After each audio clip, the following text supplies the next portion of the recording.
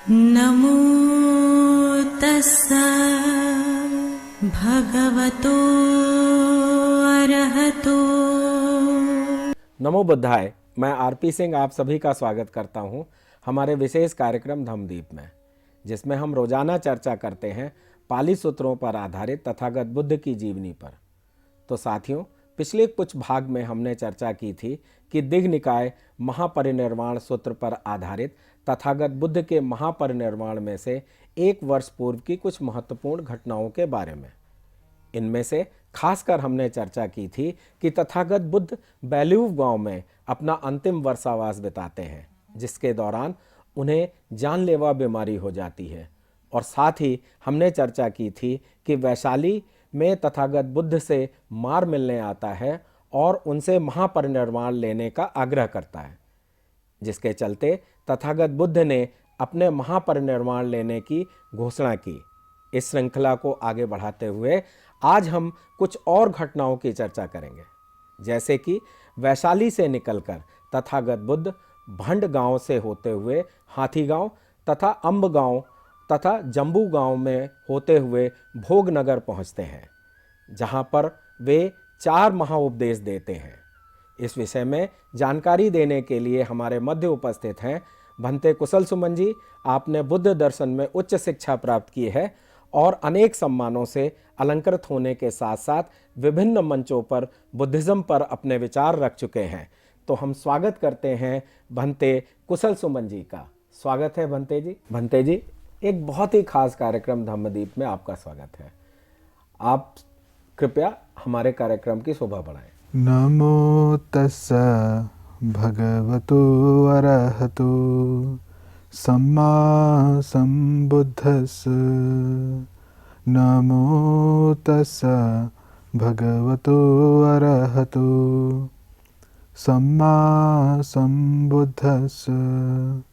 नमो तस्सा भगवतो अरहतो सम्मा सम्बुद्धस्स।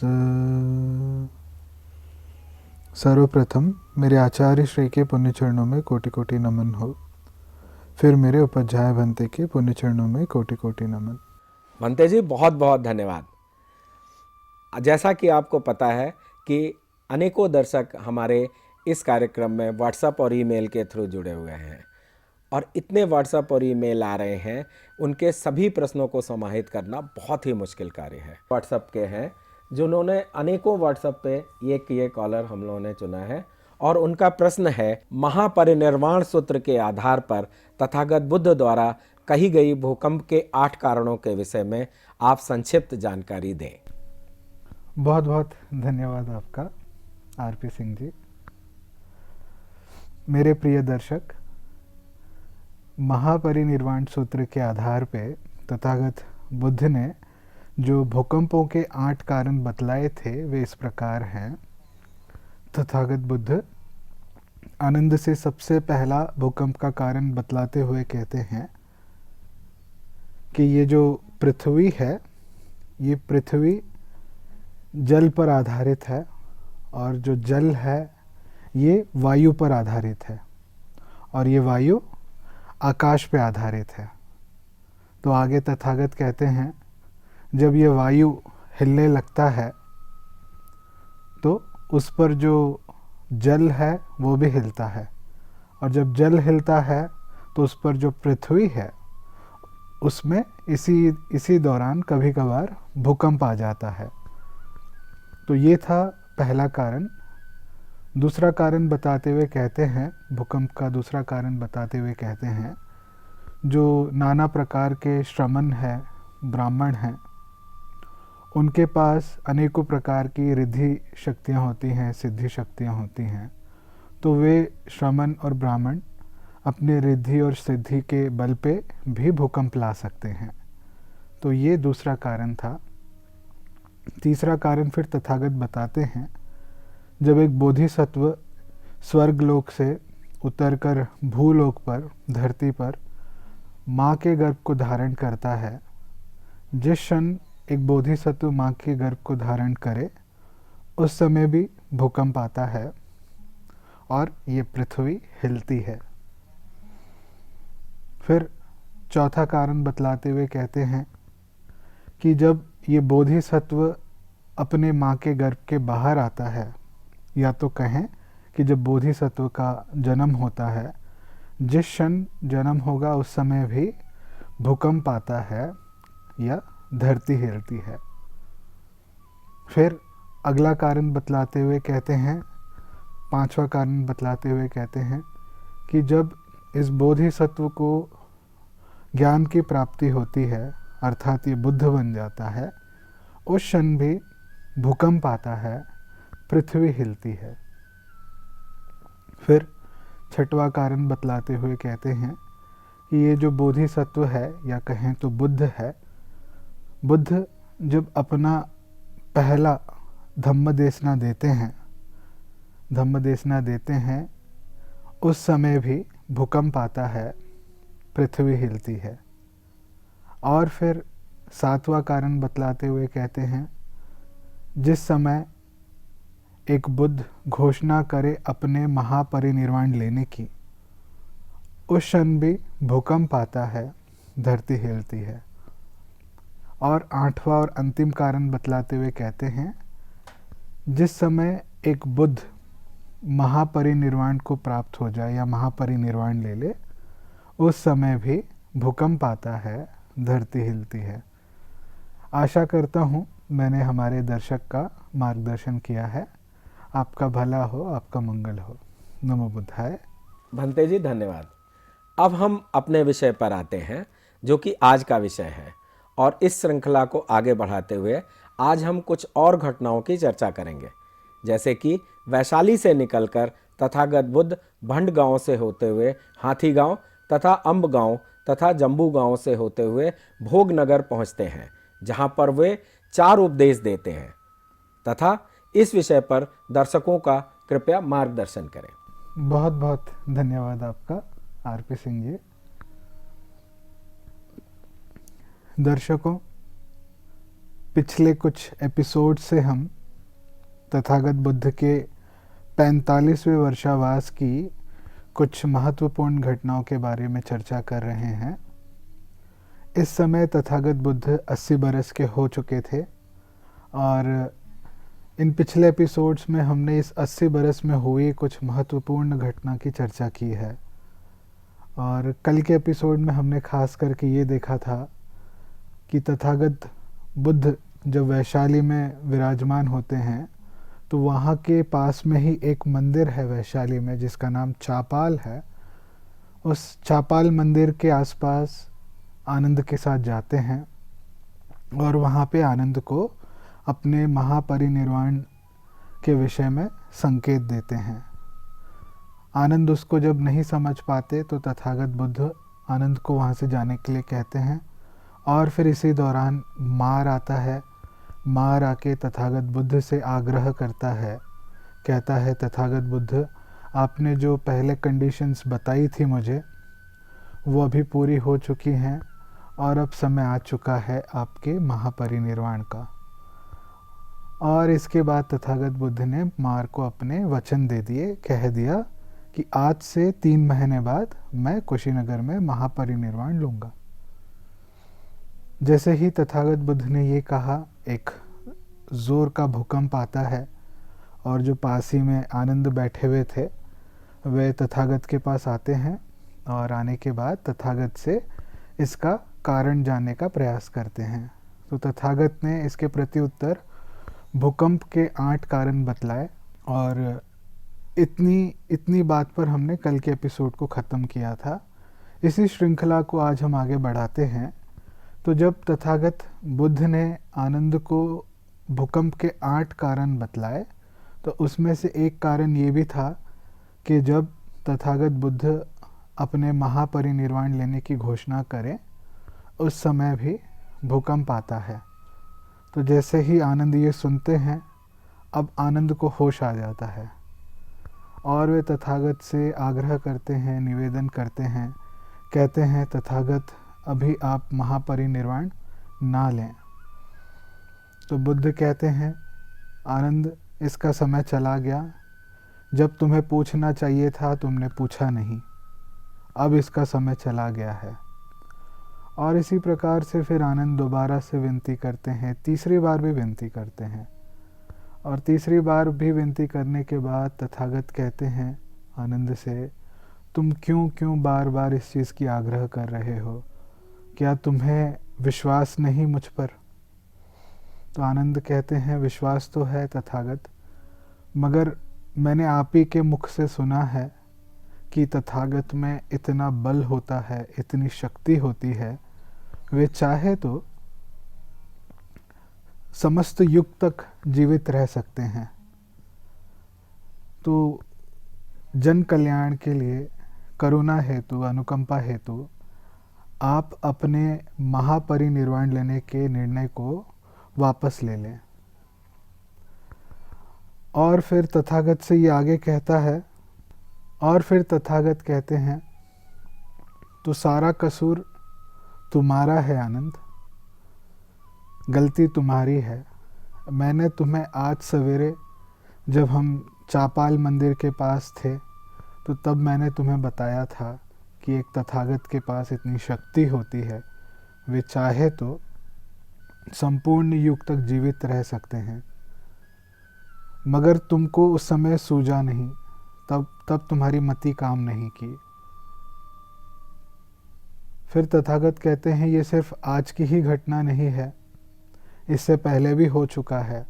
मैंने इससे पहले भी कहीं अलग अलग वारदातों पे तुम्हें इस चीज़ का संकेत दिया था, जैसे कि राजगीर में फलानी जगहों पे मैंने तुम्हें संकेत दिया था, तभी भी तुम्हारी मति काम नहीं की। अब तुम क्यों बार बार आग्रह कर रहे हो? अगर तुमने तभी पूछा होता, हो सकता है कि मैं 2 बार नहीं मानता, मगर तीसरी बार आग्रह करने पे मैं तुम्हारे उस विनती को स्वीकार कर लेता। मगर अब इसका समय निकल चुका है और ये संभव नहीं, एक तथागत, एक बुद्ध होते हुए मैं किसी को वचन दूं और उससे मुँह कर जाऊं। मैंने मार को वचन दे दिया है, आज से 3 महीने बाद ही मेरा महापरिनिर्वाण होगा कुशीनगर में। और कहते हैं, ये अच्छी बात नहीं, तुम जानते हो कि जिसका जन्म होता है उसको देर सवेर तो जाना ही होता है। तो मेरा समय आ गया है, 3 महीने बाद मुझे महापरिनिर्वाण लेना होगा। और इस वारदात के बाद तथागत आनंद से कहते हैं, अब चलो हम चलते हैं कूटगार शाला में। कूटगार शाला वैशाली के आसपास में ही एक ध्यान करने का केंद्र था। तो वहाँ पे तथागत बुद्ध आनंद को अपने साथ ले जाते हैं और वहाँ पे सारा दिन ध्यान कर रहे होते हैं। इसके बाद तथागत बुद्ध आनंद से कहते हैं, आनंद, इस वैशाली में रह रहे सभी भिक्षुओं को एकत्रित करो और वैशाली के आसपास रह रहे सभी भिक्षुओं को एकत्रित करो।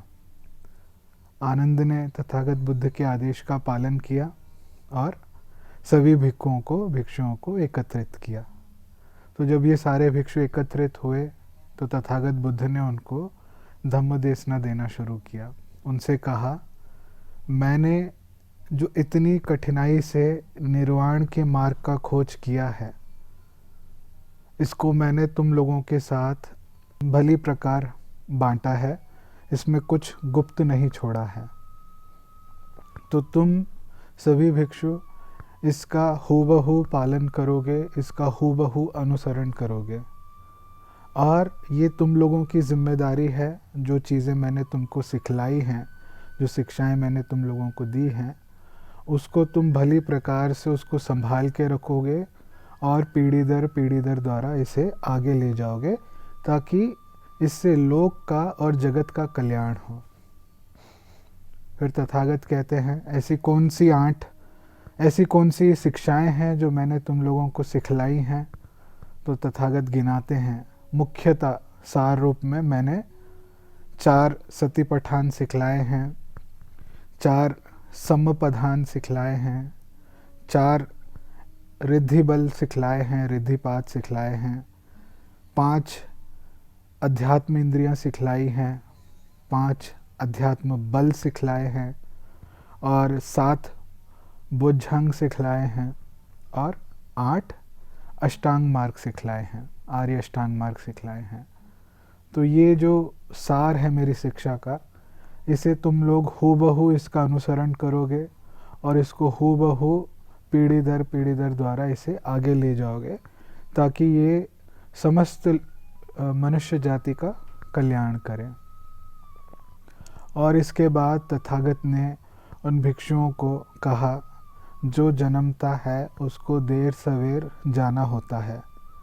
तो भिक्षुओं, 3 महीने बाद मैं कुशीनगर में महापरिनिर्वाण लूँगा। तथागत बुद्ध ने ये आदेश दिया।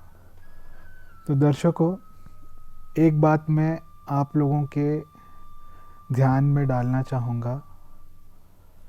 बौद्ध परंपरा में भगवान बुद्ध के समय से ही इस बात पे जोर दिया गया कि उनके द्वारा सिखलाई गई बातें हूबहू उसी रूप में ही उनको प्रिजर्व करके रखा जाए और पीढ़ी दर पीढ़ी द्वारा इसको आगे पहुंचाया जाए। तो भगवान बुद्ध के महापरिनिर्वाण से लेके आज तक लगभग 2600 वर्ष हुए हैं। इनके द्वारा सिखलाई गई जो बातें हैं, जो हमको सूत्र पिटक में मिलता है, विनय पिटक में मिलता है, अभिधम पिटक में मिलता है, इसका पिछले 200-250 वर्षों से विदेश में बहुत सारे बड़े बड़े यूनिवर्सिटीज़ में रिसर्च होता है और बड़े बड़े स्कॉलर्स बताते हैं उस यूनिवर्सिटी के कि बुद्ध द्वारा सिखलाई गई बातें हूबहू वैसे ही मिलती हैं जैसे बुद्ध ने सिखलाई थी। तो ये बड़े बड़े रिसर्चर्स कहते हैं। अब हम आते हैं आज की हमारी इस पुरानी बात पर लौट के आते हैं। तो इस वारदात के बाद जब तथागत बुद्ध ने उन भिक्षुओं को संदेशा दिया, कहा कि आज से 3 महीने बाद मैं महापरिनिर्वाण लेने वाला हूँ वैशाली कुशीनगर में। तो इसके बाद अब तथागत क्या कहते हैं आनंद से, अगले दिन तथागत आनंद के साथ भिक्षाटन के लिए जाते हैं वैशाली में हमेशा की भांति, और भिक्षाटन से लौट के आने के बाद अपना भोजन करते हैं। भोजन करके आनंद के साथ वैशाली से निकल के आते हैं, कहीं और जाते हैं किसी और गांव में। तो जब वैशाली से बाहर निकल रहे होते हैं तथागत, तो एक बार दोबारा वैशाली को पलट के देखते हैं। वैशाली नगरी को पलट के देख के तथागत कहते हैं, आनंद, ये आखिरी बार है जो तथागत इस वैशाली नगरी को देख रहे हैं। और बड़े करुणा और प्रेम भरे ये क्षण थे, जिस प्रकार से हमको सूत्र में पढ़ने मिलता है। बड़े करुणा और प्रेम भरी नज़र से तथागत ने वैशाली नगरी को अंतिम बार देखा। और वहाँ से तथागत निकल के आते हैं, निकलकर भंड गांव की ओर जाते हैं। और भंड गांव में जाके फिर तथागत ने वहाँ पे रह रहे सभी भिक्षुओं को 4 आर्य सत्य की देशना दी। 4 आर्य सत्य की देशना किस प्रकार दी? कहा, भिक्षुओं, ये जो 4 आर्य सत्य है, इनका मैंने अब तक खोज नहीं किया था इस जीवन तक, इसीलिए मैं इस भव चक्र में संचरण कर रहा था। ये 4 आर्य सत्य मेरे द्वारा इस जीवन में खोज लिए गए और इसके फलस्वरूप मेरा पुनर्जन्म का चक्र, भव चक्र समाप्त हो गया। अब मेरा कोई पुनर्जन्म नहीं हो सकता, मैं बुद्ध बन गया हूँ, अरहंत बन गया हूँ। तो तुम लोगों को भी भिक्षुओं ये 4 आर्य सत्यों का निरंतर दर्शन करना चाहिए, जिसके फलस्वरूप तुम लोग भी अरहंत बनो। और जब तक तथागत बुद्ध भंड गांव में थे, तब तक तथागत बुद्ध ने वहाँ के भिक्षुओं को अनेकों संदर्भ में शील, समाधि, प्रज्ञा के विषय पे धम्म देशना दी। अब तथागत बुद्ध भंड गांव से निकलकर हत्ती गांव, अम्ब गांव, जम्बू गांव से होते हुए भोगनगर पहुंचते हैं। तो हत्ती गांव में जब रुकते हैं, अम्ब गांव में रुकते हैं, जम्बू गांव में रुकते हैं, तो वहाँ पे भी वहाँ के भिक्षुओं को इसी प्रकार से शील, समाधि, प्रज्ञा, इसी विषय पे बस अपनी देशना देते हैं। तो दर्शकों, ये बात भी जानना ज़रूरी है, क्योंकि हम महापरिनिर्वाण सूत्र की चर्चा जब करते हैं तो ये आखिरी का 1 बरस बहुत कीमती है, क्योंकि बुद्ध ने अपने 45 बरस के जीवन में जो शिक्षाएं दी लोगों को, अब वे उसका सार रूप में लोगों को, भिक्षुओं को सार रूप में अपनी शिक्षाओं को दोबारा देते हैं। तो इसीलिए बार बार जिक्र आता है कि शील समाधि प्रज्ञा, शील समाधि प्रज्ञा की देशना दी। तो बुद्ध ने बस इसी चीज़ की खोज की और यही लोगों तक बांटा।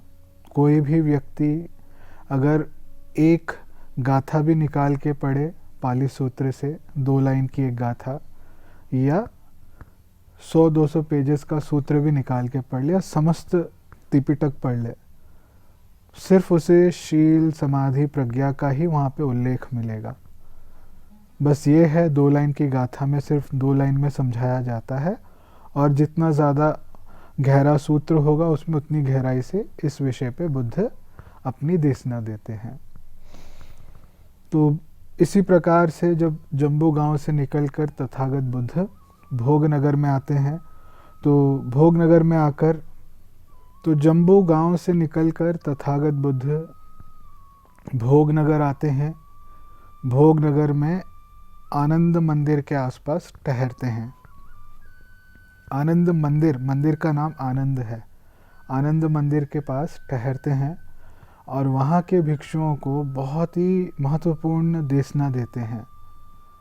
कहते हैं, भिक्षुओं आगे चल के हो सकता है, मतलब एक तरीके का संकेत दे रहे हैं।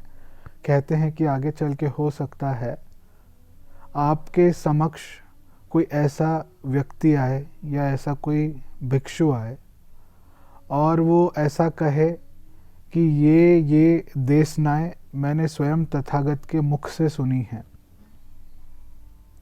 या नहीं तो हो सकता है कोई व्यक्ति आए, कोई भिक्षु आए और कहे ये देशना मैंने स्वयं भिक्षु संघ के मुंह से सुनी है, भिक्षु संघ द्वारा सुनी है।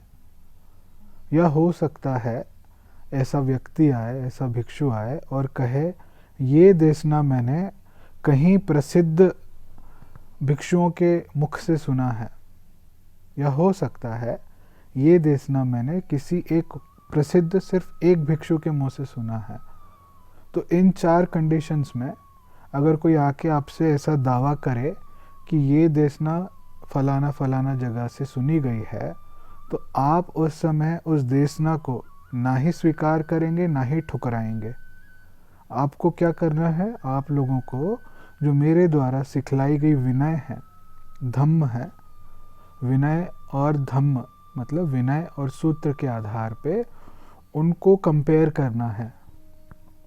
कंपेयर करने के बाद अगर जो व्यक्ति या भिक्षु जो ऐसा दावा कर रहा है, अगर उसकी कही गई बात इस विनय और सूत्र से नहीं मेल खाती, तो उसे आप लोग तब अस्वीकार कर सकते हैं। और स्वीकार कब करेंगे?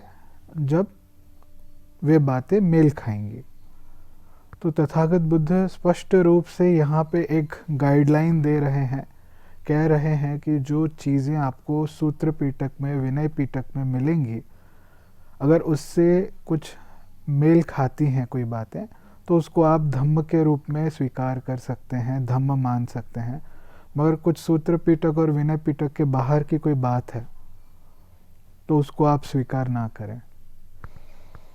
तो ये संदर्भ होने के बाद तथागत बुद्ध जब तक इस भोगनगर में थे तब तक वहाँ के भिक्षुओं को और नाना प्रकार से शील समाधि प्रज्ञा की देशना देते रहे। तो दर्शकों, आज के लिए केवल इतना ही। आने वाले एपिसोड में हम आगे की घटनाओं की चर्चा करेंगे, जिसमें खास करके हम देखेंगे कि तथागत बुद्ध अब इसके बाद अंत में कुशीनगर पहुंच जाते हैं। तो कुशीनगर में क्या घटनाएं होती हैं, इसकी हम चर्चा कल के एपिसोड में करेंगे। नमो बुद्धाय। भवतु सर्वमंगलम, भवतु सर्वमंगलम, भवतु सर्वमंगलम। सबका भला हो, सबका मंगल हो, सबका कल्याण हो, सुखी हो, सुखी हो, सुखी हो। बंते जी, बहुत बहुत धन्यवाद। अब हम आज के इस विशेष प्रोग्राम में अब इतना ही समय है और अब समय हो चुका है आज के प्रोग्राम को विश्राम देने का। लेकिन उसके पहले आपको हम बताते चलें कि आपके मन में जो भी प्रश्न हों वो आप इस प्रोग्राम में पूछ सकते हैं। और आपके प्रश्नों के लिए हमारा व्हाट्सएप नंबर है 9639010109 पर आप अपना प्रश्न पूछ सकते हैं, या हमारी ईमेल आईडी नीचे दी हुई है उस पर भी आप अपने प्रश्न भेज सकते हैं। तो उम्मीद है कि आप अपनी जिज्ञासा को दबाएंगे नहीं और हमारे इस विशेष प्रोग्राम का हिस्सा बन अपनी जिज्ञासा को शांत करेंगे। तब तक मैं आरपी सिंह भंते कुशल सुमन जी के साथ विदा लेता हूं और इस समय आपके सामने कल इसी समय उपस्थित होंगे। नमो बुद्धाय। भगवतो अरहतो